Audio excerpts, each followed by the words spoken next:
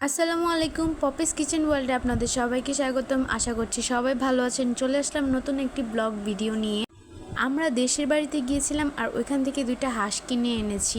এগুলো হচ্ছে দেশি হাঁস। ওখান থেকে বেছে টেছে সুন্দর করে নিয়ে এসেছি। তারপর বাসায় এসে রান্না করব ভেবেছি। যেই ভাবা সেই কাজ।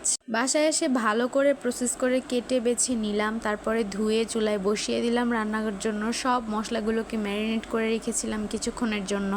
তারপরে ম্যারিনেট করা মাংসটা ভালো করে ম্যারিনেট করা হয়ে গেলে এবার চুলায় বসিয়ে দিব।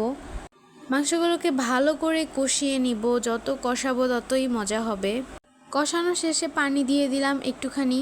পানি দিয়ে আরও কিছুক্ষণ কষিয়ে নিয়ে তারপর আলুগুলো দিয়ে দিলাম। ছোট ছোট দুইটা আলু দিয়েছি।